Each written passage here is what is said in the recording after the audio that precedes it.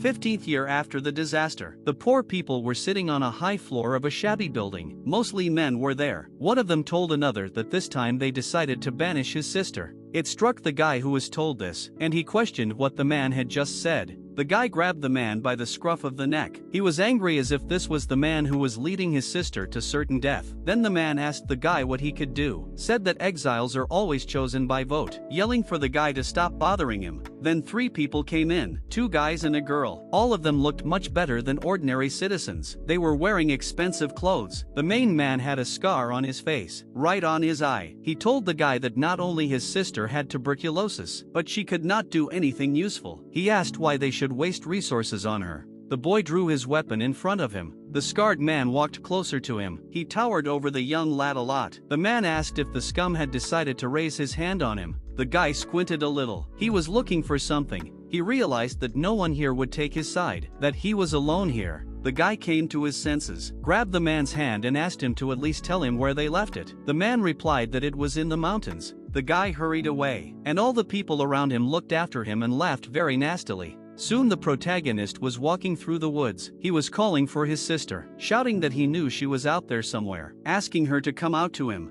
The girl cried in the bushes, hiding. She mentally asked her brother for forgiveness, explaining that she didn't want to further burden him. Suddenly, she heard someone stop behind her. The girl stopped her sobbing. Of course, it was her brother. He asked if she had already forgotten that he always won in hide and seek. The guy smiled broadly, and the girl was a little shocked. Scant tears streamed down her cheeks. Suddenly, a horrible, huge monster appeared near them. Its eyes were glowing. It had sharp teeth. Somewhere its skin and flesh was torn and bare bones were visible. It roared loudly. Then the girl pushed her brother, shouting for him to get on. The girl herself had been badly damaged by the monster, and now lay unconscious, with many abrasions and scratches on her face. This made the lad terribly angry and upset, tears of bitterness and rage flowing down his cheeks. He shouted loudly and threw himself at the monster with his sword. In response to his attack, the monster's magic fist was already flying towards the guy. Almost immediately, the main character's sword split into 2 pieces. The monster was also damaged. It was like it was smoking. The guy was sitting by the tree. He thought about the fact that it was all because he used the attachment system too late. He thought he was terrible. The monster stood directly above him, eating another piece of fleshy meat. Someone persistently called Wang Qiao, and then asked for someone to wake him up. But it didn't take long for Wang Qiao, the guy who had just fought the monster, to wake up. He seemed a little confused. In fact, he just really hadn't yet realized where he was this time. Back at school, the teacher with glasses told Wang Qiao that they had a class. All the other students turned to look at the guy who had fallen asleep. Wang Qiao turned around and saw Chang Deliang sitting at the desk. It struck him, because he had died almost at the beginning of the apocalypse. Then he seemed to understand. It hit him and scared him badly. The teacher continued to teach the lesson. He told me that special zone quotas were very valuable, that only awakeners and citizens under the age of 30 could get these quotas. Without a quota, the road to the special zone was closed. Wang Qiao realized that the teacher's special area called shelters. He wondered if he had really gone back in time. Then Wang Qiao called out the system. He was pleased that it was still in place. It characterized attachment. Wang Qiao had everything at 0. The protagonist reflected on the fact that in his previous life he had failed to send family members to the asylum. His mother died in the first wave, and his sister. He did not want to remember about his sister, and so he decided that this time he would definitely get into the quota. At the beginning of the end of the world, John Cohen had an advantage, namely a group of subordinates. John Cohen is the man with a scar, but the protagonist had to join them with his sister, otherwise they would not have survived. However, this cruel egoist treated them like slaves, beating and chasing them for every little thing, until one day the awakening came. Then Wang Qiao saw their strength for the first time. The people were on pillars on large horns sticking out of the ground. Some girl flashed through Wang Qiao's memories. Everything around started to collapse and Wang Qiao promised that he would save her this time. Ahead was the Jian Cohen Credit Company building. Some person was lying on the pavement beside the car. The unfortunate man's arm was pierced by a pen. Blood gushed. It was in an office. A man with strange blisters on his bald head was shouting furiously. He was holding a pen in his hand. Behind him a rich guy was holding a disgruntled girl in an extremely revealing outfit. He was calling her baby and blaming it on her temper. Smiling contentedly, Jian Koan was sitting at the table. He was smiling too, but not like that. He turned to the girl. He told her to keep herself in control, and if she wanted to blame someone, she could blame her useless dad who decided to get drunk instead of paying him money, or her mom who gave a shit. He said that the girl only had to sell her body, otherwise she wouldn't be able to pay off her debts. Then he actually came over and hit the girl hard in the stomach with his knee so she coughed up some blood. He was saying that bitch better listen to him. Now the girl was lying on the floor and Jian Koan stepped his shoe on her face. However, the girl was proud enough to tell him to keep his pocket wide. Asked maybe they assholes better ask her father themselves. The girl had one part of her head light and the other dark. Someone kicked hard on the door. It was Wang Qiao. The door swung open. Jian Koan hollered at him and asked who the fuck he was. What was he doing here in the first place? Everyone turned around at him except for the girl who just didn't have the opportunity. Wang Qiao asked if they asked who he was. Wang Qiao stretched out his bat in front of him and proudly replied that he was a superhero. Jian Koan asked the kid if he had gone completely cuckoo. He ordered his guys to kick him. The bald guy even took out a pen and forgot about the injury. Now he and the guy with glasses were approaching Wang Qiao, crunching his bones. Wang Qiao attacked first. He hit the bald guy's cheek directly with his bat. The guy's tooth immediately fell out. The bald guy was shocked, everything possible coming out of his mouth. Then Wang Qiao grabbed Jian Koan by the throat. Yes, so much so that the veins above his neck swelled. Jian Koan gradually turned blue. He asked why. Why is the stranger doing this? Wang Qiao pressed him against the window, and the bald guy was already lying unconscious. Wang Qiao answered the man that he decided to collect debts, explained that it's because they guys are sticking it out for another timeline. This startled Jian Koan. He had no idea what the stranger was talking about. He asked how it was even understood. The man became hysterical. He cried and, swearing, asked who he was. Soon, Jian Koan was lying on top of the bald guy, also unconscious. Wang Qiao then approached the girl on the floor and asked how she was. If she was alright, Ta asked who he was. Wang Qiao smiled and paused for a moment. He wanted to reply, but the guy who was still holding the girl in the beginning came into the room. He didn't realize what was going on here, and Wang Qiao looked at him and said that he almost forgot. Wang Qiao walked forward and the guy fell to the floor. He asked the unknown kid what he was thinking. Wang Qiao asked where the promissory note. The guy asked what other Lariska. Shouted that he didn't understand shit. Wang Qiao, smiling, asked what if you think about it. Then the boy, through his tears, shouted that over there on the table. He pointed his finger at the desk and the envelope lying on it. Wang Qiao took the envelope. He was surprised by the cold weapons lying on the table. He took it silently. He handed the envelope to the girl, saying that she owed nothing to anyone else. The girl angrily tore up the papers and said she didn't owe a penny originally. At that time, the protagonist received a notification from the system that there was an opportunity to create an attachment with Zhao Yinyuan, but later received a notification that Zhao Yinyuan had not yet awakened, and therefore could not obtain the skill. Wang Qiao read all of this and said that it seems that he must first help her awaken the skill. He realized that this was it. It was finally time for revenge. Wang Qiao handed the girl the cold weapon found on the table and asked what her plans were. Wang Qiao's actions greatly surprised the girl, but right now, only a sword was flaunting in front of her eyes. Black water dripped on the protagonist's arm. Wang Qiao immediately said that here it is. The black rain has started. This did not broadcast anything good in any way. It was as if the protagonist was once again welcomed to the end of the world. Then Wang Qiao received a notification that Zhao Yinyuan's A-rank metal manipulation ability was awakening. Wang Qiao was excited about the A-rank ability, and he himself received the S-grade ability, metal detection. There are levels of ability from the lowest to the highest. The lowest is E, and the highest is SSS. The ability refers to the 6 basic senses, and the ability above the S level is basically dual senses superimposed on each other. The levels of strength from weak to strong are as follows: storm level, flood level, fire, tsunami, natural disaster, indestructible. The power level is based on the destructive power of the awakened one, and theoretically, provided his powers are developed properly and indestructible, defeated with rank E abilities can also defeat an awakened disaster with rank A abilities. The system asked if Wang Qiao wanted to accept the abilities. The guy agreed.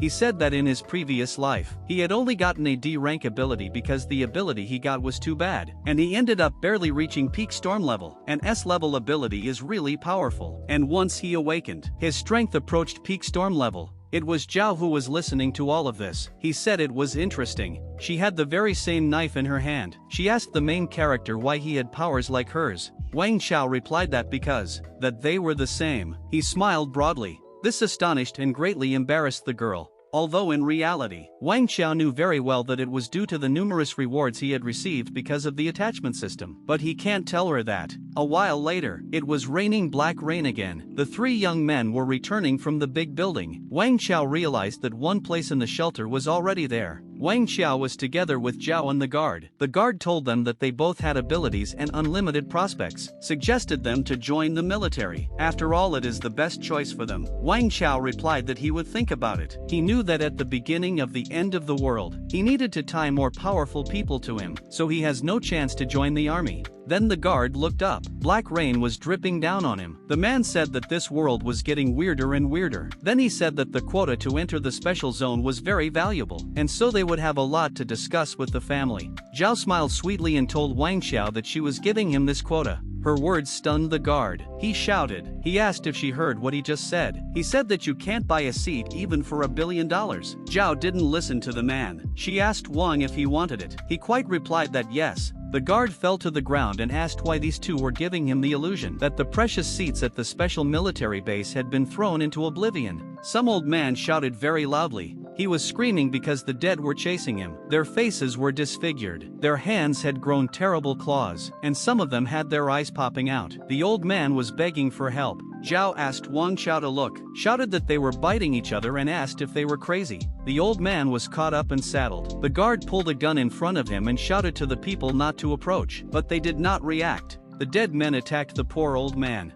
The guard yelled to one of the mutilated men that if he moved again, he would have to shoot. The dead man finally turned his attention to him. That's when the guard fired a shot and shouted his warning, but no such luck. The bullet flew off the monster and just fell to the ground. After a couple of moments, one of the monsters threw itself at the guard. He didn't even have time to think about it. He asked what it was. If it was rabies. The guard shouted loudly and magic began to build around him. It was creating some sort of cage. It was Wang Qiao's magic. Metal bars flying around him. They pierced the dead through with their sharp tips. Wang Qiao promised to solve everything. He really was determined. Soon the guard was rescued and the monsters were killed. Wang Qiao thought about the fact that the zombies appeared before the black rain ended. Everything happened before the protagonist thought. The phone vibrated in my pocket. Wang Qiao picked up the phone. His mom was there. She told her son that it was dangerous outside. He should not go out. Then she said something that killed everything in Wang Qiao. He interjected, meaning the sister was kidnapped. More and more of the dead were affected by magic. The most distinctive feature of the monsters were the eyes. They seemed to fall out of their orbits, or on the contrary fell somewhere very, very deep. Chaos reigned everywhere. Wang Qiao diligently fought the monsters. He knew that in his past life there was no such thing as his sister being kidnapped from him. He wondered if it could be the butterfly effect. The butterfly effect is a term in natural sciences referring to the property of some chaotic systems. A minor effect on the system can have large and unpredictable consequences, including in a completely different place. Wang Qiao was determined that he would not let anything happen to his sister no matter what. Then he clenched his fist and wished all the attacking monsters to die soon. The protagonist's metal cut through the enemies, raising pillars of dust. Zhao was amazed at how strong Wang was. She saw that with the same ability, he was many times stronger than her. Soon the two of them were just walking forward, between oodles of metal spikes. A short while later, Wang Qiao and Zhao found themselves at the front door. This was the main character's house. Wang Qiao went inside cheerfully, calling out to his mother. His mother was a young woman, well-groomed and beautiful. Wang hugged his mother tightly. He said it was okay that he was here. He promised to bring his sister back. Zhao closed the door behind him and leaned against the wall. Tears flowed down the mother's cheeks. Wang Qiao asked if these people had left any messages.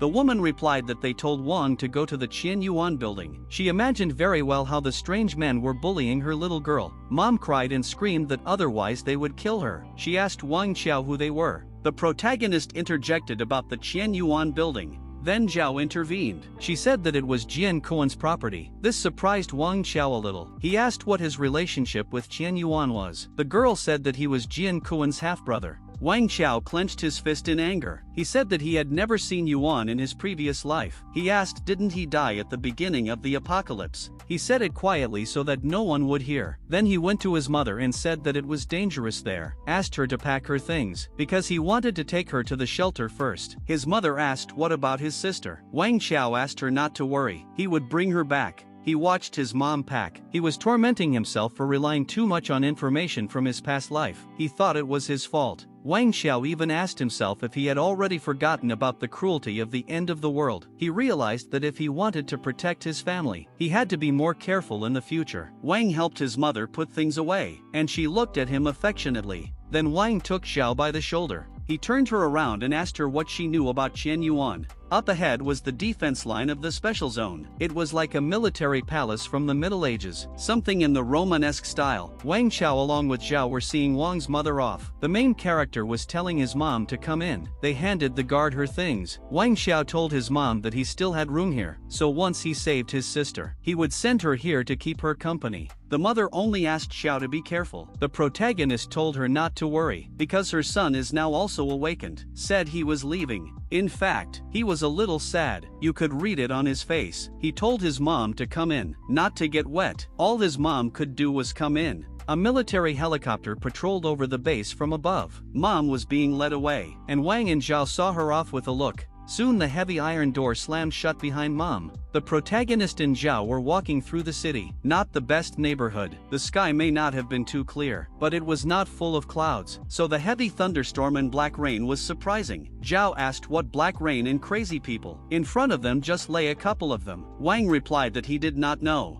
Suddenly, one of the dead men stood up, and Wang Qiao looked at him and said that this must be a real hell. He struck the monster with his iron, which pierced through it. Wang Qiao looked at something that caught his attention. Then he told the girl that it didn't look like it was going to be that easy today. Suddenly, there was a nightmarishly violent explosion nearby. The red-haired girl ran shrouded in fire. He was breathing loudly and screaming. The girl was of incredible beauty, but she was all on fire, though it didn't look like her hair was burned and her skin was covered in blisters. That was why Wang Qiao immediately realized that it was her. One of the 10 strongest end of the world, the Flame Queen, Lu Hua. This shocked him and his jaw dropped down. He remembered how deftly and easily this girl had killed in his past life. In another timeline, as the main character had said earlier, he remembered how people were admiring the queen, shouting that she was coming. The Flame Queen Lua was coming. How surprised he was then that this was the Flame Queen. Some guy came up to him, put his arm around his shoulders and asked him if he didn't know her, and told him that there was a disaster-level awakened person on the base right now. Wang Qiao then asked if she was strong. His question startled his comrade even more. He replied that she was the strongest elementalist. Indeed, the girl was nimble with the most dangerous flame. Wang Qiao was now thinking that if he could get close to her, he was sure that he would become very strong. However, unfortunately, Luowa was just passing by for supplies while doing a task, so he didn't get to interact with her then. Now he wasn't about to pass up an opportunity like this with her right in front of him. The protagonist picked up a knife, his magic swirling around him. Wang smiled broadly and asked if she was ready to fight in this new hell. He called her friend. His words shocked Zhao. This was something she definitely didn't expect. Dead people were throwing themselves at Luowa from all directions, raising dust. The girl simply awakened her fire and told them all to burn. Soon the whole area was engulfed in flames. The monsters were burning and screaming loudly, enveloped in flames. Lua said there were too many for the fire to act properly, shouting that her powers were not enough. That's when the main character got into the fight. He flew very close to the girl. Luowa was very surprised by this. She didn't understand anything at all at first. She only saw the gray hair of the main character. Wang Qiao, in turn, began to thread the dead like meat on skewers. His sword limbed nearby. This sword killed an entire row of monsters in just one swipe. Wang Qiao called it a windmill. Suddenly, another dead man appeared from behind. He flew straight towards the protagonist and was already very close. However, something large and heavy stopped the attacker. He was crushed so badly his eyes popped out of his orbits. It was Zhao. She dropped a large block of metal on the monster. She said it was a new world in which they had to live an interesting life. It rained black rain again. A new wave of monsters were coming. Wang Qiao shouted that it was time to kill, and the girl promised to cover up. Wang Qiao loudly encouraged everyone. He attacked and he was attacked. It was a colorful battle. Zhao wasn't far behind either. She may not have been as strong as the protagonist, but she couldn't be called weak either. Again there was a fiery explosion. Wang Qiao stopped and caught his cold weapon. He said it was finally over, saying he was tired of killing already. Zhao jumped down and agreed with the guy. Luo watched them from behind. She thought about these two being so strong that she was afraid they were both at the peak of the storm level. Luo actually looked surprised. Wang Qiao then turned to her and, smiling, asked if she was alright. The girl replied that everything was fine, and Wang extended his hand to her, introducing himself. Luo also told him her name and they shook hands. In the same second, the main character received a notification that the binding ability was achieved. The binding ability was achieved with Luo. He also received a reward for it, namely the S-class ability Ignition. A girl was painting the face of one of the dead men she had killed. She was painting something red on it. It was Zhao and she clearly enjoyed it. Wang Qiao thought it was a bit ridiculous. Then he noticed something on his hand. Two colors swirled there, blue and pink, and a badge appeared on his palm in the shape of a heart and a circle around it. He stepped back and asked the girls to wait for him for a couple minutes. This surprised Luo a bit, and Zhao continued to draw on the dead guy with his own blood. Wang Qiao was approaching some building. As he stepped inside, he spread his arms and energy. Magic poured from his body. It was like it freed the protagonist. He shouted that it was great. The system asked Wang if he wanted to accept the ability. Of course Wang Qiao accepted it. Then the knives hanging in the kitchen started wobbling. The scissors couldn't find any piece either. Everything was flying downhill. Wang Qiao drew every possible sharp metal object towards him. Then he ignited his sword, his previously cold weapon. It was ignition, metal control. Something was happening to the weapon. It was hovering in flames. A few seconds later, the sword was once again in the hands of the protagonist, only in a completely different form. It was longer but less sharp. Wang Qiao said ready, saying that the two abilities were indeed perfect for each other. He should already be at the flood level, saying that indeed, the early stage of the flood, it was just an incredible system. Then, something metallic put on Van's arm, but it was meant to be. Wang Qiao also found a box with something unknown, took it and said he would take this too. While the main character wasn't around, Luo approached Zhao. She asked what the girl was doing. Zhao looked very enthusiastic and inspired by the process. She paused a bit to show her new acquaintance her creations. Then Luo saw the face of the already disfigured guy. She was stunned by what she saw, to say the least. Then Zhao lifted the dead man's body and asked if Lu would like some too. Zhao looked like the ultimate psychopath. However, Lu politely declined. It was probably the last thing she would rather do. The black rain kept coming and coming without ceasing. Black puddles formed on the asphalt. Luo asked Zhao if they were going somewhere. She said it was dangerous here and they were better off staying home. Zhao asked in response, didn't Luo ask if Luo was outside too? Luo replied that she had gotten separated from her teammates. She seemed a little upset about it. Zhao told her that Wang Qiao's sister had been captured and they were going to rescue her. Again, what she heard surprised Luo. She screamed that this was what happened. She started asking a lot of questions, asking who had taken his sister, where they had taken her. The girl looked like her heart had been taken out and broken into a bunch of small pieces. Zhao noticed how worried she was and said so. Finally, Wang Qiao came back. He intervened in their conversation. He told them that they were going to Qianyuan Mansion. Then he said that Lua came from the other side. Asked if she knew what was going on there. Lu replied that no, she doesn't know how Qianyuan Mansion is, but the streets are full of those crazy people. Van wondered if it was really that bad. Then Lu shouted that she would go with them. She actually, badly wanted to. Her statement surprised the protagonist. He didn't seem to immediately realize what she had just said. Luo asked him not to look at her as a burden. She said she was strong too. Wang didn't cross her. He agreed and thanked her on behalf of his sister. Luo's cheeks turned red and she said she didn't need these courtesies. It was her duty. Then the guy asked what she meant by her debts. The girl was very embarrassed. She asked if she had said it. She laughed and said he must have misheard her. Van agreed that maybe he had misheard her then. He really wondered what she was trying to hide. A little while later, they approached Zhao. Wang Qiao handed her the very box he took from the unknown kitchen. The girl didn't understand what it was at all. Wang Qiao moved closer and said that these lipsticks are a great color, saying that she should not always use the same monotonous color. Zhao was greatly but pleasantly surprised. She could not say anything, because Wang himself said that she could use them later, but now they should go. Zhao willingly agreed. Wang walked in front and the two girls behind. The protagonist said it was time to move out. After all, they had business to attend to. A little while later, the three of them were standing outside a big high-rise building. Lua said that this strange black rain had stopped, so these crazy people on the street should return to normal. Asked if this was the case, Wang Qiao didn't know the answer to this question.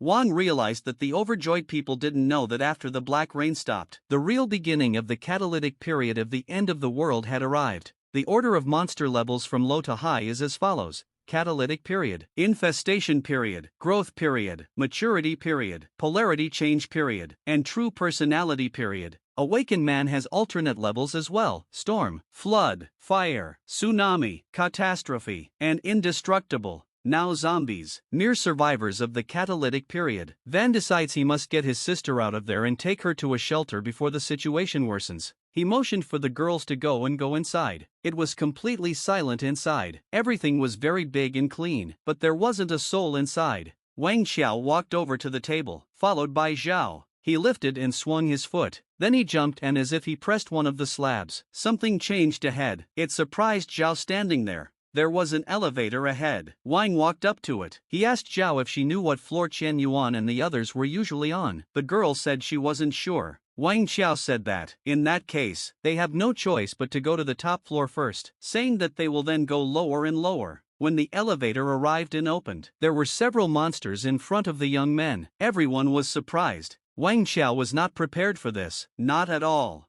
The dead men were throwing themselves at them. The wide mouth of the dead man with sharp teeth and burning eyes was a dozen centimeters away from the protagonist, when suddenly the metal seemed to ignite. Wang Qiao was able to resist the attacker. He shouted to the girls to be careful and stay away. He burned the very dead man. However, the monsters were fearless, one after another throwing themselves at the guy, flying at him from all sides. Wang Qiao deftly eliminated each of them. He shouted that he was covering in front and they were behind him. Zhao activated her magic and told Wang not to worry. She pointed the metal needles directly at the monsters. The needles were sharp but not small at all. They slashed through the dead. Those that did so were in immense pain. Zhao said she would kill them all. Luowa had also used her gift. Now everything was engulfed in flames. Only the silhouettes of mutilated people could be seen. When the girls stood with their backs to each other, Zhao told Luowa that she was too hot for this world. Luowa replied that Zhao wasn't that bad either. Now Zhao had to build a shield of strong metal. However, she had a hard time restraining the monsters. She said that although they were burned,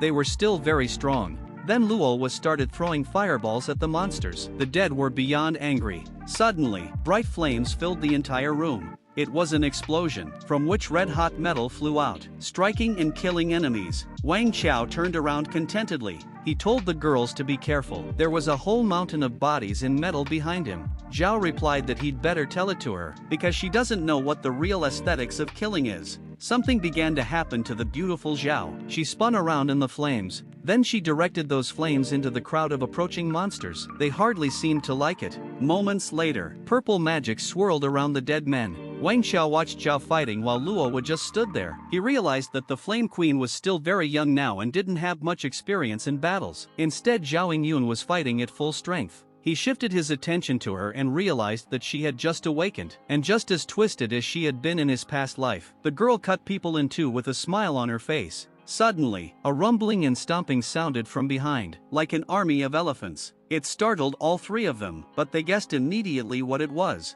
It was another crowd of infected, rushing toward the young men with all their legs. Wang Qiao then shouted to the girls to enter the elevator first. There were some sort of metal devices attached to their backs. They were quite small. Wang Qiao used his skills and ordered the girls to fly. The metal carried them aloft. Now Van was left alone against an army of dead men. He closed his eyes and something started to happen. Wang Qiao shouted loudly and used the magic he hadn't shown until now. Metal poles began to sprout from the ground. The dead were sticking out of them like rods. Some were struck in the heart and died immediately. Wang Qiao hurried towards the elevator. The doors slammed shut behind him, leaving everything behind. Now all three were in the elevator. Lua asked what was wrong with this world. When the black rain stopped, there were more crazy people. They all stood apart. Lu Vo was angry and said that this was not at all what the Bureau had previously envisioned. Then she turned to Wang Qiao, asking if this could be a trap set by Jin Yun. Wang replied that he was more worried about where his sister was now than whether or not it was a trap, whether or not she was safe. he realized that after all, Jin Kitchen did not have Qian Yuan in his previous life. The protagonist wondered if he had died. Wang and the girls walked towards the exit.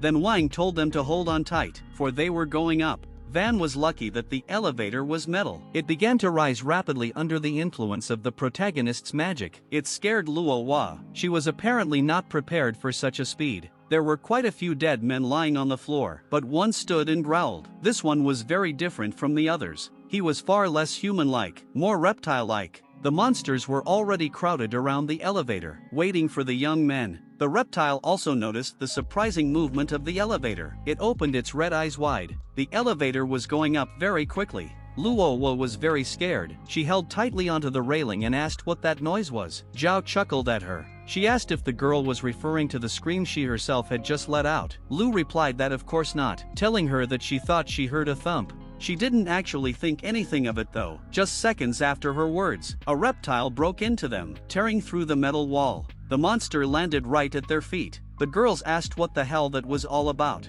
Van wanted to say something. He wondered, looking at the monster that was very different from the others, if this was already a growth period. The monster towered over the protagonist, smiling and sneering. Wang Qiao didn't understand how come the zombies had entered the growth period so early. Wang Qiao suggested to get out of the elevator. After all, it was too narrow for a battle. He started to melt the metal walls of the elevator with his acquired flame. When they were able to climb out of there, Van expressed his displeasure that they had finally gotten out. Now the three of them stood on the dais and looked at the monsters from above. Luo Hua had already prepared her fire. The reptile was not a simple monster. It was big and strong, and therefore it didn't have much difficulty to jump up and reach the youngsters. Wang Qiao shouted for everyone to be careful. Luo Hua asked him to grant it to her. The girl didn't wait for his approval. She scalded the monster with a bright flame. The reptile was enveloped completely, but unfortunately that didn't stop it. It flew on. In a moment, her huge hand was a meter away from Luo. The girl was surprised and didn't even have time to realize what happened. Wang Qiao then repelled the reptilian's attack, hitting him painfully.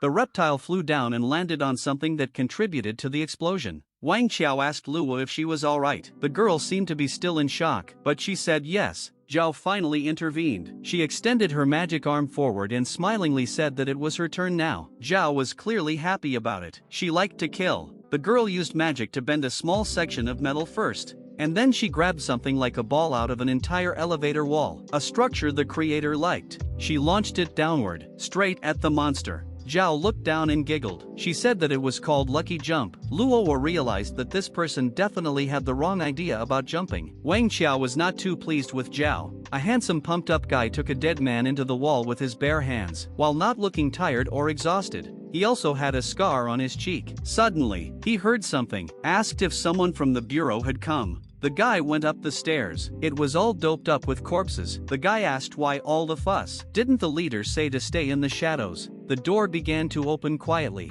It was Wang. He was hanging in the passageway, said that he would not die so easily, suggested that he should get out first. An elderly dead man was already waiting for him at the bottom. The girl jumped down after the protagonist. Something blue also flew down, following the young men. Of course it was the reptile. It landed heavily and loudly downward, shattering the floor beneath it and leaving quite a few sparks. It seemed that its eyes were now filled with anger even more and burning even brighter. The reptile emitted a dark, frightening energy. Wang Qiao, noticing the monster, hurriedly warned the girls to be careful. Zhao was a little surprised to see the reptile appear so soon. She was holding a bunch of metal with her, but this pile did not help her, for the reptile easily smashed everything she had with her. Wang Qiao clenched his fist in anger. He didn't think that he would have to face a growth period zombie again so soon. Then he drew his sword. He had something to object to. He proudly said that he was far from the man he used to be, his sword glowing brightly with fire. The protagonist cut the reptile into 4 pieces. This made the monster terribly angry. It flew at the guy with its fists while something black flowed from its chest, something that should have been left inside.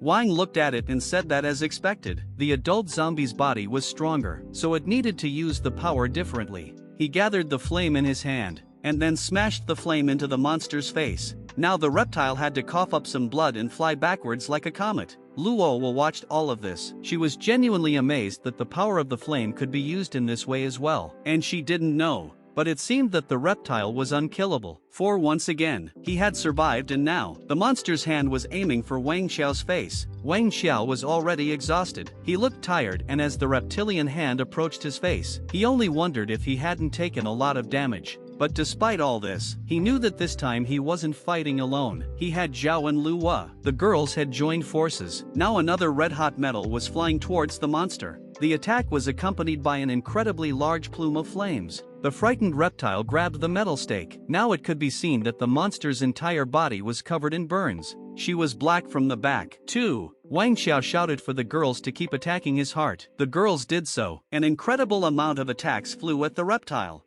He didn't even try to fight them off or dodge them anymore. Wang shouted that even in his growth period, his weakness was still his heart. Finally, Wang managed to get to his feet and pull himself together. He ran over to the monster and pointed his hot sword at it and ordered the monster to die. He punched the monster. However, to his surprise, the incredibly strong sword of the protagonist broke against the reptile's hard body. Wang did not understand what it meant at all. He looked at the monster. It was burning with blue flames. Wang asked if it was transforming. This was the power of the maturity period. Luo also asked what was wrong with him. Zhao seemed almost in love. She asked the girl didn't she see for herself. She said he was perfect to paint him. It actually encouraged her. Wang Qiao was well aware that with his current strength, he wouldn't be able to inflict fatal damage on him. Wang began to repair his weapon while he had time to do so. Someone appeared in the room and moved forward. It was the same guy with the scar and no gun. He yelled that it was just hilarious, shaming the young men. Lu Hua immediately realized who it was. She called him Captain Liang. Noticing her, Lu Hua, Liang Jianzhou, ran the flood level, asked her why she was here. The girl told the captain that they would talk about it later. She asked to help them deal with this monster. Then Lian stepped forward and smilingly said that this guy was not like any of the crazy people he had dealt with before, telling him that he could see that he was in gear, and looking at his armor with interest, asking the monster if he had just returned from Comic-Con. Luo told the captain that this guy was very strong, especially his bone armor. It was very durable.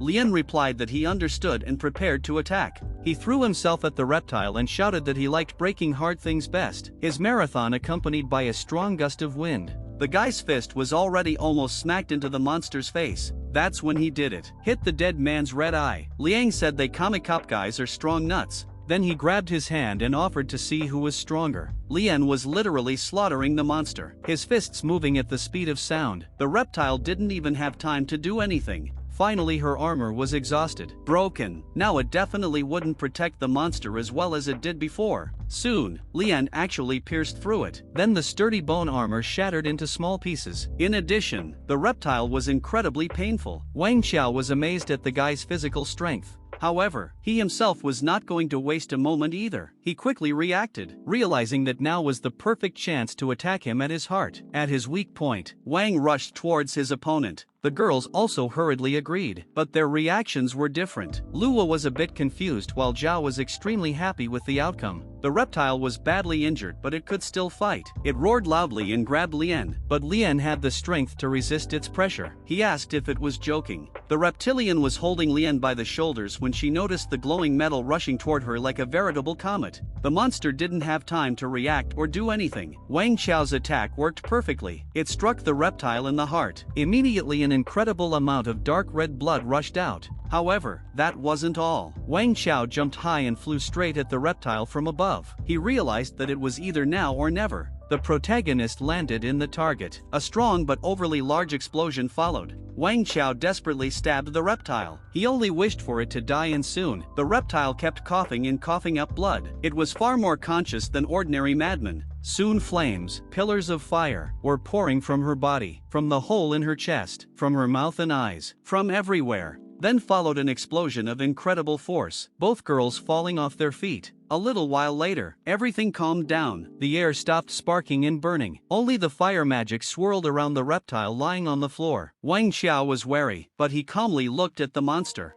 Wang also thought of Liang, who now looked much more serious than at first. He could see that this guy was actually a good fighter. Now Liang was kneading his hands after such intense blows. Wang Qiao put the metal bracelet on his hand again. He put it on after every battle. Zhao didn't waste any time back either. She had already managed to run up to the monster's corpse and start grieving over the fact that her white drawing board was burned, and it was true that the body was extremely disfigured. The protagonist only glanced at the girl with the edge of her eye and smiled. Luo, meanwhile, approached Captain Liang. She scolded him for being too impulsive and just now almost lost his life. Lian only laughed and replied that she was just underestimating him, saying that he was just warming up. This guy clearly liked the attention and care from the beautiful Luo. The girl was angry at the captain and sighed languidly. Then the main character approached them. He asked Luo who it was. Lu asked Wang Qiao to let her introduce Lian Jianzhou to him, telling him that he was a flood-level awakened one. Van shook the new acquaintance's hand and they introduced themselves to each other in person. The protagonist thought about the fact that he was not familiar with this name, carried not weak at all. He decided that he needed to find out if he could bind him. Then he received a system notification that he was unable to bind Lian Jianzhou. Wang noticed that. It seems like this guy's heart is actually much more wary than it seems. Lian smiled at Wang and said that he was very strong, and therefore he would be happy to fight together sometime. Wang Qiao liked the idea. He agreed and said that Lian was also not weak at all. Zhao was still sitting by the monster's corpse as well, and Lua came over to the guys. She said that it was alright and they should notify the bureau as soon as possible. She said that the black rain had stopped, but those madmen still hadn't come to their senses. The girl was extremely anxious. Lian answered her that the bureau already knew about it. Then Luowa asked what the hell was going on here. She was worried that these people, they haven't been human for a long time. Wang Qiao decided to intervene in the conversation. He apologized for interrupting them, but asked what they meant when they talked about the bureau. Luowa covered her mouth with her hand, and Lian, noticing her reaction, told her that there was nothing wrong with telling him about it, explaining that in this situation, the bureau's secrecy program had long exhausted itself. Finally, Luowa revealed that Captain Lian and she were actually employees of the Special Security Bureau, an official organization designed to regulate civil awakenings. Wang asked what Special Security Service meant. His question surprised Liang a little, so he asked if Wang had heard of Special Security Service. It seemed suspicious to him. Wang Qiao replied that no, saying that he was just surprised that there was any official regulation on the activities of the awakened ones. Liang smiled and said that of course it would be. He said that after all, not every awakened person is mentally stable. After all, supernatural forces cannot on a joke to change a person's consciousness. Wang Qiao also thought so, and therefore without further ado agreed with the new acquaintance. In fact, thoughts were raging in the protagonist's mind. He wondered if the Special Security Bureau wasn't the predecessor of the society called Six Senses. Xiao didn't know that the Six Senses Society was related to this. He couldn't believe that they were created before this zombie apocalypse. Then, after looking at the red-haired girl, he remembered that it seemed like the Flame Queen Lua and was a member of the Six Senses Society. He realized that this meant that she was a member of the Six Senses Society from the beginning. Zhao poked a long and sharp metal needle at the monster's face. Wang asked Liang just came up from downstairs, ran into anyone else. Liang asked if he meant other people, without waiting for an answer. Said there are no more, only crazy people in the building. Zhao was very distressed by the mutilated corpse. She just poked at it. But Liang's words extremely surprised the protagonist. He interrogated with his mouth open. He refused to believe in the possible outcome of the events with his sister. The guy moved forward without further explanation. Luowa wanted to say something to him but couldn't find the right words. Wang, interrupting her, said he went. Soon he found himself in an office hall where there was a pile of ordinary people's corpses. Everything around was covered in blood. Van was in a panic. He thought that because he had been reborn, his sister was in trouble first. He was jumping through tables looking for anything. He thought it was foolish to follow his previous memories when he had changed the current events. Suddenly, he found someone and just stood there denying what he saw in front of him. It was because in front of him, face down lay a girl with long black hair, just like his sister's. Tears rolled down the cheeks of the protagonist. He sat down and reached out his hand to the girl. Wang Qiao gently grabbed the girl's breathless body by the shoulder. He slowly turned it over and the face he saw shocked him. He asked loudly what the hell this was. The girl was hideously ugly. It was definitely not his sister. Van exhaled with incredible relief. He was relieved that it wasn't her. Said it looked like his sister and the others had left before the place fell.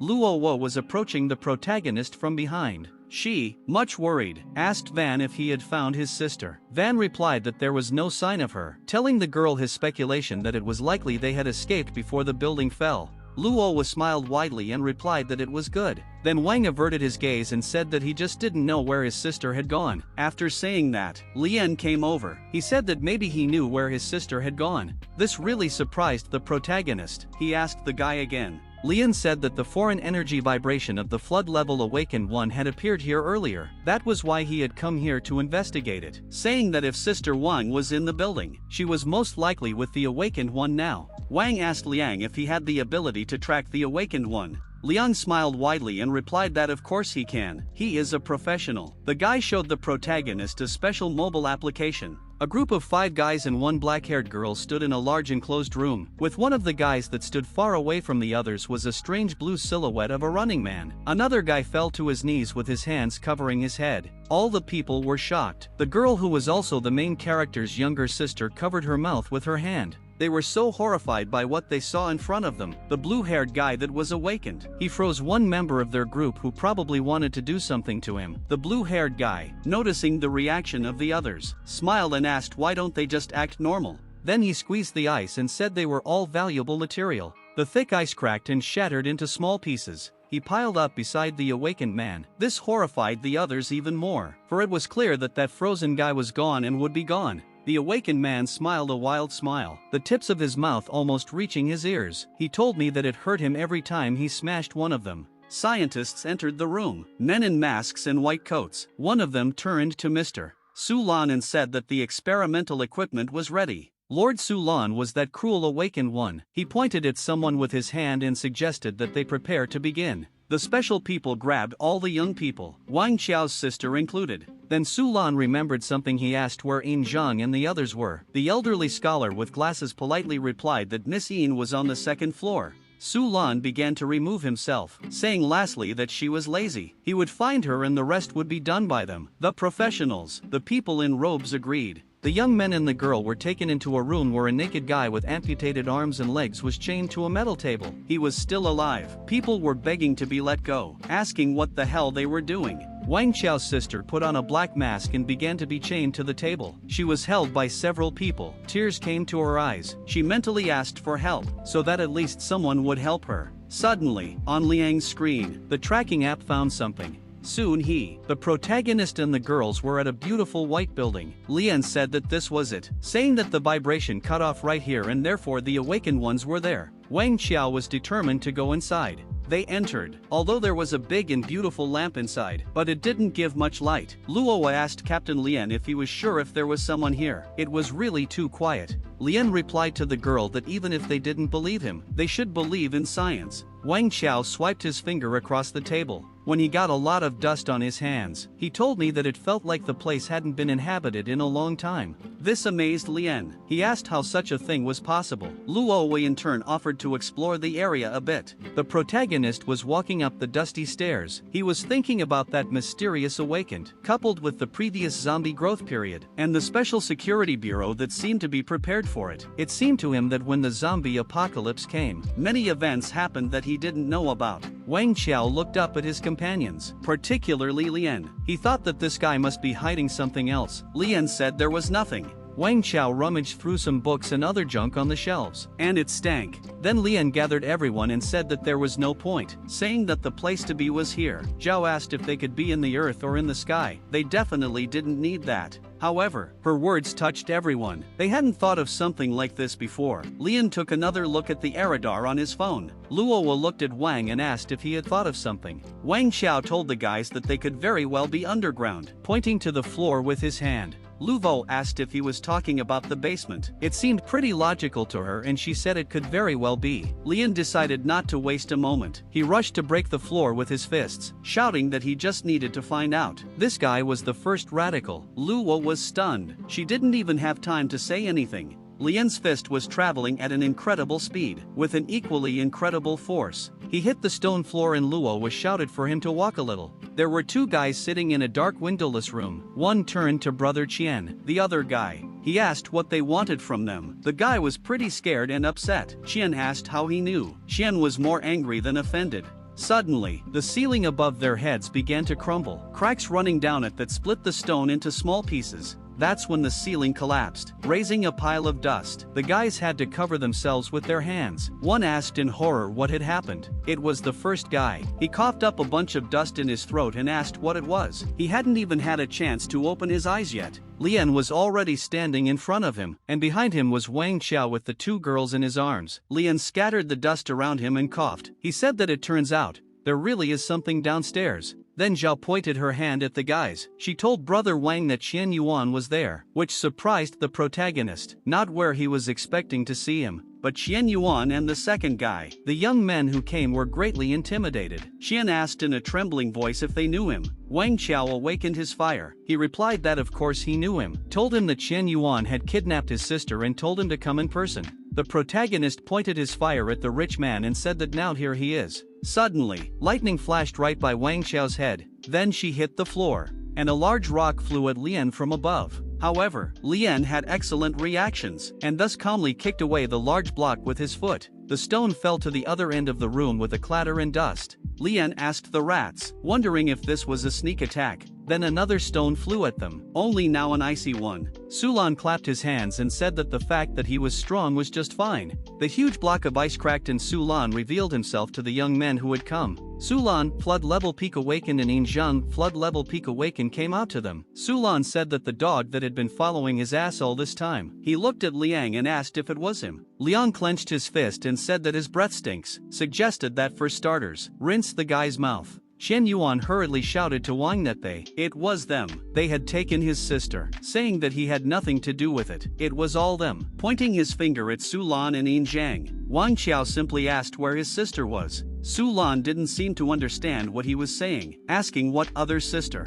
Asked if he had material in mind. He wanted to tell me what they were doing now, but blurted out. And then a horrible, nightmarish smile spread across his face and he told me that she must be dead by now. This shocked the protagonist and he asked the guy what he had just said. Wang Qiao was actually terrified. He thought about the fact that even when he got another opportunity, it was again. What frightened him was that perhaps fate could not be changed. Sulan decided to please them by saying that they had come just in time to take her body away. Luo also awakened her fire. She called the awakened one a bastard. Suddenly, she had to cover her face with her hands, for some kind of light illuminated her. Zhao on the other hand couldn't sit still. She flew at Sulan along with a heavy iron with nails stuck in it, shouting for him to go to hell. Sulan slightly did not expect this turn of events. He wasn't confused though. The guy stretched his arm forward and asked with frantic eyes what the violence was. The girl's metal met Sulan's ice. Zhao shouted out that he was a bastard and his defense was pretty solid.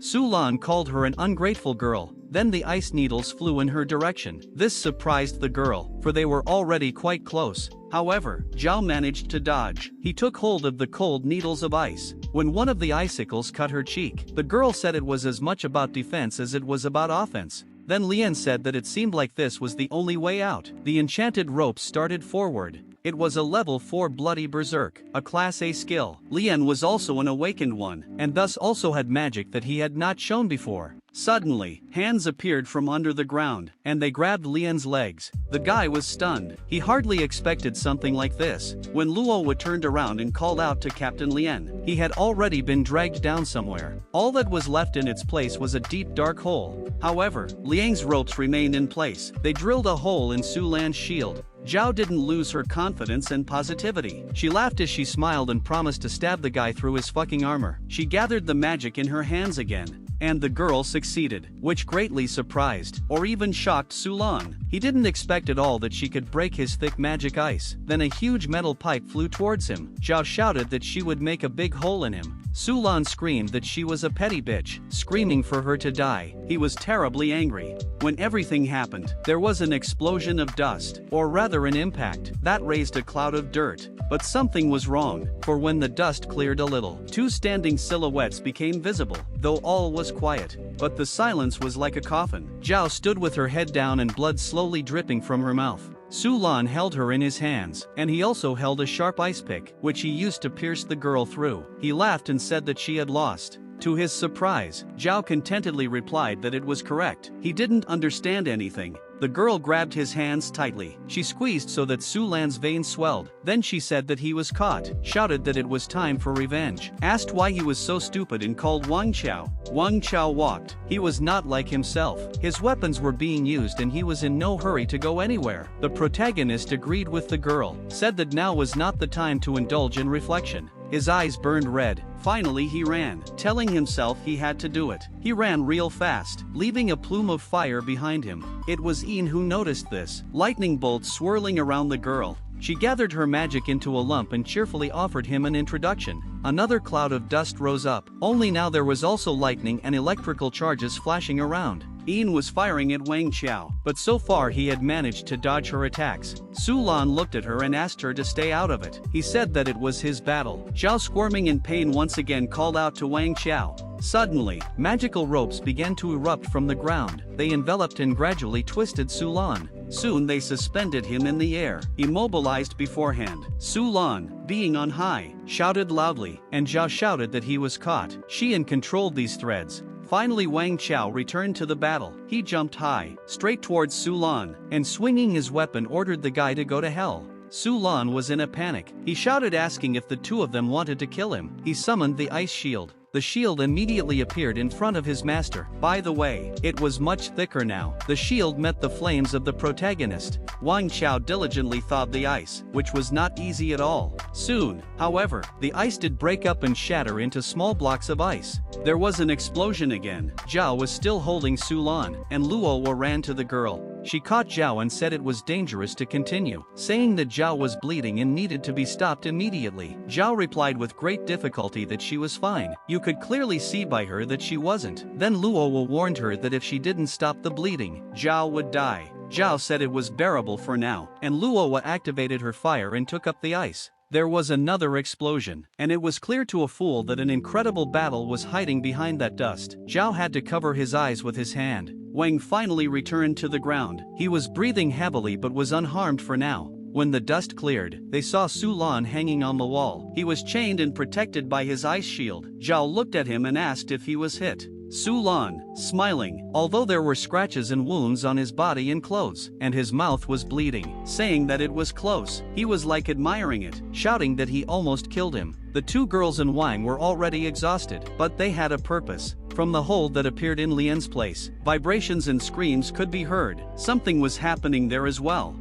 Lian was lying on the floor and breathing heavily. He was looking at someone whose aura was visibly glowing. It was a monster with a humanoid body and teeth growing from its shoulders. This someone asked, already having a hard time breathing. Wasn't it? Much to his surprise, it wasn't a monster at all. It was Ivory, the flood level awakened. Ivory laughed as he looked at Lian, saying that the rats he looked down on could easily adapt to life underground. An aggrieved Liang asked Ivory if he was controlling the land. Ivory became somehow small and said that Lian was now worse than a rat. Lian called him a bastard, and Ivory suggested that he enjoy the tranquility of life underground before his body rotted. Su Lan turned to the ice. He opened his mouth wide and shouted loudly. His eyes could no longer be seen. He himself was also surrounded by ice. Then he constructed an ice magic sphere, from which many sharp blocks flew out. The protagonist had already managed to put up a flame shield. His weapon was still burning. Ice power and fire power met time after time. There was no winner among them. But Wang Qiao could see perfectly well that the opponent had become stronger again. This could not please him, for the situation was heating up. Su Lan meanwhile was laughing loudly. A frantic expression never left his face. He shouted that they, the little ants, they would die. Suddenly, the stone floor began to grow, a mountain appearing. Iwari came out from there. He found Ian. He asked her if they were done yet. The girl said almost. A little more. Then Iwari asked if Su Lan had gone crazy again. Ian smiled and said that Iwari knew him well. Wang Qiao didn't give up. He kept throwing himself into the battle, flames accompanying him. The protagonist deftly dodged all of Su Lan's attacks, all of the ice blocks flying towards him, seeking to pierce and crush him once and for all. Some block span even managed to chop in half. In the end, everything got to Wang Qiao. He ignited his weapon even more. Now his eyes seemed crazy too. He was shouting that his opponent was a bastard. Wang launched his sword like a bullet. It flew straight at Su Lan. He didn't realize what it was or how it happened. The red-hot metal flew so fast that it ignited itself. Sulan, after realizing exactly what had happened, relaxed. He asked what other rookie who decided to throw away his weapon in the midst of battle. However, he greatly underestimated Wang Qiao and realized it almost immediately. Then Wang told him it was a trap, smiling broadly. And towards Sulan, a spinning metal tube was already flying, even rushing. Of course it was red hot. There was an incredibly beautiful explosion as she flew straight into the Isekai. Ivory and Ian were stunned. Ivory didn't understand how that happened. Soon Sulan returned to the ground. He was alive but badly injured and distressed. His arm was falling down. It was cut off. The pipe he was hit with was in the guy's other hand. His mouth was bleeding. Sulan swore loudly and said that he almost dodged it. Wang Qiao was upset that it was so close, but not for sure. He didn't kill him even though he should have. Wang was already preparing for another test. He realized that he couldn't delay. They had to get rid of him immediately. Suddenly, Ivory removed himself from his observation spot, only Yin's charged legs remaining there. Ivory was terribly angry for his buddy. He flew very close to the protagonist and was already preparing his fist, yelling for him to get it. He hit Van, as he didn't even have time to react, but Van was lucky to get hit in the back, although it hurt quite a bit. Then, the guy was struck by Yin's electric lightning current, but he found his strength and jumped back in a flash, landing on his knee. Luo was still standing beside Zhao. She was shouting, "Shame on them," when he couldn't win. They immediately pounced in a mob. Wang Qiao sighed from the pain in his arm. Dust was everywhere, and the ice that Sulan had pierced Zhao with earlier had been taken out. It was now stuck in the ground. Ian laughed with Luo Hua. She was fascinated by how naive she was. Ivory agreed with her. They both seemed suspiciously pleased. Sulan applied ice to the flaming area of his clothes and told him that he hadn't expected it. "I didn't expect that." In fact, Wang Qiao, an awakened one who possessed 2 powers, said that it was definitely not bad. Wang hid his ability to control the metal to keep him in suspense. He wanted to kill him with one blow but he blocked it. Sulan also has 2 accomplices, an electric and a stone one by the looks of it. Lian Jianzhou was dragged away by this stone man. Now that Zhao is injured and Lua can't adapt to this stage of the fight. The only one who can still fight is Wang Qiao. He decided that even if 1 against 3, he will kill them to avenge his sister. Suddenly, something began to happen under Ivory's feet. It wasn't his doing, and so he was greatly surprised. It was Lian. He found a way to get out. The guy jumped sharply out of the bowels of the earth, grabbed Ivory by the neck and prepared to strike his knee to the nose. Lian smacked the stone guy into the floor, squeezing his neck and hitting his head hard. Lian was literally out of anger. Then he activated his magic, called Ivory a bastard and told him to enjoy the peace now, his fist gathering a red sphere around him. Lian nightmarishly hit Ivory hard, so that there was an incredibly powerful explosion, or jolt. The shockwave was knocking them off their feet, and so the others had to tense up and close their eyes to avoid being swept away by the wave of dust. It turned out that it wasn't a shockwave at all as everyone thought, for Lian remained standing still, and there was no one in front of him, only smoking dust. Lian Jianzhou said that it wasn't bad, and as a rat, Ivory was fast enough. 7th sweat running down his face. Ivory found himself behind Sulan and Yin's back. He was scared and confused. He probably did everything he could to avoid death. The guy still couldn't fully recover. He said it was bad. And Lian decided not to get too upset. He went up to Wang and asked how things were going. Could he still fight? Wang Qiao replied that he was the one who should ask Lian, and he had only warmed up. Together they raised each other's fighting spirit. Lian put his arm around the protagonist's shoulders and cheerfully offered to skin these rats together. Wang was greatly surprised by the system notification he received. It said that it was discovered that the host and Lian Jianzhou had become comrades in arms. A communication opportunity had been reached, and numerous refunds would be given out. Then came the news that thanks to the multiple return rewards, he had obtained a rank A ability, Blood Berserk. The protagonist was surprised that this was something that Lian was actually capable of. Wang didn't expect such a thing. Sulan resented that they were bloody ants, that it was simply unforgivable. Sulan diligently grew a new arm. Ian told him that the evacuation of AM is almost complete. They should also prepare to leave. Sulan was terribly angry. In addition, he was in pain. He said that you don't need to tell him what to do. Then the girl said that he was not himself and suggested that he should calm down to begin with. She grabbed his arm, thus shocking him with a terribly strong electric shock. Sulan shrieked loudly. Ian asked Ivory to get him out of here and have the guy let the crazies out. Ivory asked if they were going to keep them here, reminded him that they had put a lot of effort into catching these maniacs. Ian assured the stone man that they were just dead crazies, said they would always be able to find them. When ivory started to sink into the hard floor with Su Lan with his magic, Wang Qiao noticed them running away. The room was large and thus everyone was standing quite a distance apart. Lian and Wang rushed towards them. Lian asked the comb rats where they were going and the protagonist said they had to stop them. Yin promised her boys that she would hold them off. She prodded them, telling them to come up faster. She called out to them, keeping her lightning bolts to herself. After a moment, she sent her magic forward. The electric sphere ended up right beside the protagonist, but he dodged it. Liang also avoided the attack with ease. That didn't please the girl too much. She sent out attacks one after another, doing so almost mindlessly. Finally Wang and Lian almost reached the girl. Lian pretended to regret that she missed. Yin, with a feral smile on her face, asked if he was sure. Then something began to happen above the heads of the other two girls, Zhao and Lu Hua. The roof began to collapse and large and heavy stones fell down. The girls were surprised. They couldn't hear what was being said on the other side of the room. Lu Hua, like a caring mother or older sister, realizing what was happening, covered the injured Zhao and shouted for her to be careful. Lian and Wang were also surprised. They looked towards the girls, but it was for nothing, for where the deadly danger actually lurked was the place right in front of them, or rather Yin, who had already prepared a new attack. She asked the young men where they were looking.